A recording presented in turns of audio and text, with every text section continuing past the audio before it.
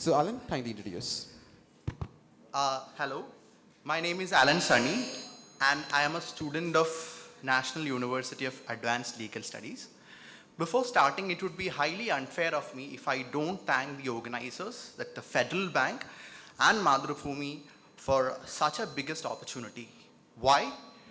Frankly, I feel less scared and more confident to have a podium like this and an audience like you.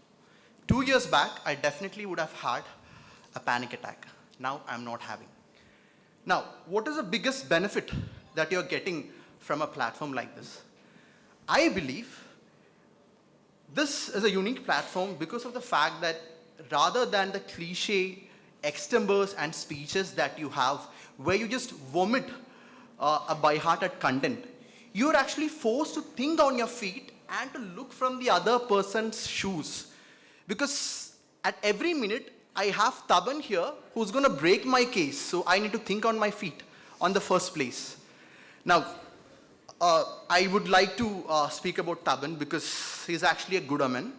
We started off in the block rounds with Taban itself. And look, I am in the semi-finals. Again with him. All right, so good luck. Thank Alan, you. thank you so much for that. Yes, Taban. Thank you so much, Alan, for that very warm and sweet introduction. My name is Tapan Santosh, and Alan is also a very good omen. The thing is that Speak for India is in itself a class apart, because any nation or any group of people that seeks to better itself can only do so by sharing ideas and finding new pathways and new opportunities. And I believe Speak for India is the ideal platform for that. Thank you so much. So good luck, both of you. And Alan, your 1 minute starts now. Caste-based reservations divides the country on the basis of caste lines. It's quite unfortunate. We are forced to address each other, associate with each other on the basis of caste lines. Even 21st century children are forced to address his or her friends as belonging to X caste, Y caste, Z caste. A circular loop of caste feeling cemented because of this. In effect, caste-based reservation is actually working antithetical to the socially backward people. Why? Because the 8 lakh condition is gimmick. It means that a person earning 66,000 in a month, that is 2,200 rupees in a month itself is categorized, in a day itself is categorized as belonging to be eligible for caste-based reservations. That's pathetic because the legitimate honors of caste-based reservation is suffering. Take for example the case of Tina Gabi. Yeah, Therefore, time I'm proud up to and propose. thank you so much. Well, again, Subhoshan, your 1 minute starts now. Good morning, everyone. I'd like to point out the fact that out of the about 200 countries in the world, India is unique in it that it's got a lot, and I mean a lot, of subsects. And that is posing a very unique challenge for this country. And when we take into consideration the 1953 Kaka Kanelkar report and the 1979 Mandal Commission and the 2003 Sachar report, all of these things point to one thing and one thing only. There is a very real challenge that the Indians face when it comes to caste reservation and the equal distribution of opportunities. So in such a scenario, it is highly necessary for a very effective system to be in place. And the biggest proof is that in 1953, we had about 61% of people in the OBC. And right now, it has come down to 41%. And that is the greatest proof that it is working beautifully. Our president right now is Ram Nath Kovind, and he is a Dalit. Thank you. And now you have 3 minutes for the debate and your time starts now.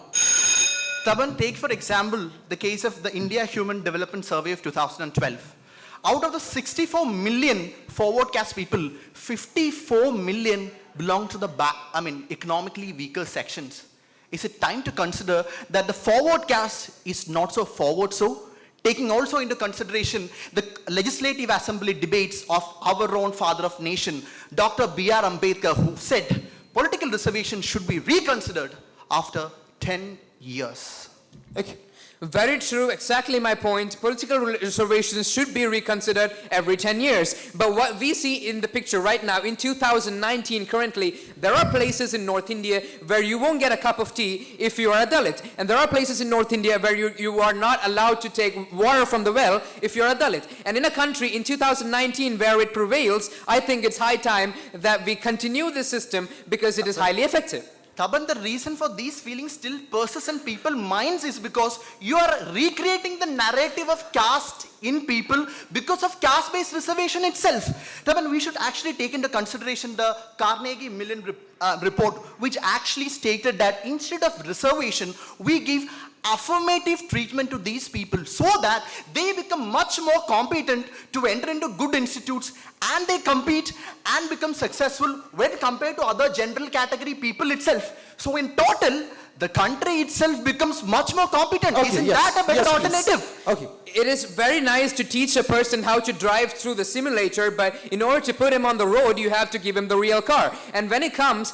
to the caste reservation system, this is the same thing. We have to give them opportunities to pull them up from the places there, from the downtrodden places. And if caste reservation was not there, our former president APJ Abdul Kalam, who belongs to the OBC category, could not have come up forward. Our Prime Minister Narendra Modi ji belongs to the Morganji tribe in Gujarat. And he is Prime Minister now, which means that this system is doing a great thing in bringing all... Okay, yes, got the point. Taban, I would like to dissent with you because take for the example of Tina Dabi, who belonged to SC community. She cracked civil service, great for her, but she actually comes from a very economically well-off family. Her father and mother being in the government sector. Here, she has denied the opportunity to another SC community, economically weaker person, because of we still following the caste-based criteria.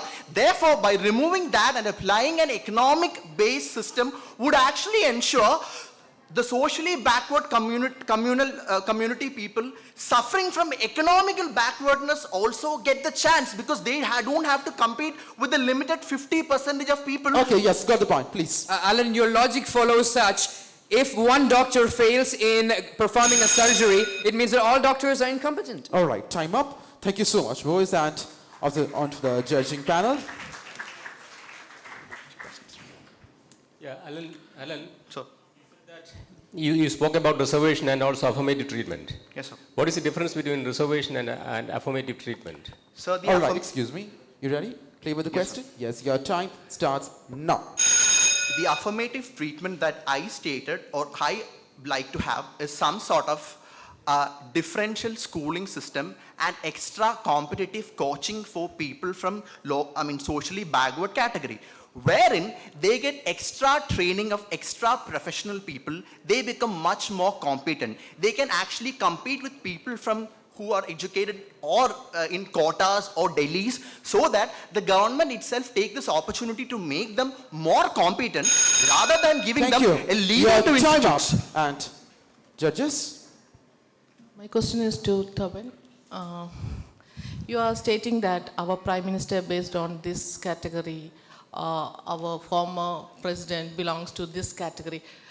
Don't you think that it's good that we mention our president and Prime Minister on the basis of caste? They represent our country. And you also stated that because of this caste reservation, they came to that level. Yes. If that argument is accepted, what about Dr. B.R. Ambedkar? All right. Is it clear, Taban? Yes. Yeah, all right. Your time starts now. Thank you so much, ma'am, for that question. What I would like to say is that I think it's a very good thing that we are mentioning our former Prime Minister and former President on the basis of their achievements, which was in a way supported and which was in a way reinforced by the advantages they have received because of our caste system, because that goes on to show the efficiency of our system in bringing up people who are downtrodden. And about B.R. Ambedkar, sir, it was absolutely necessary that he would... And your time up. Thank you so much, boys. Can you come forward and shake your hands? Can we give a big round of applause to them for, please? Speak for India.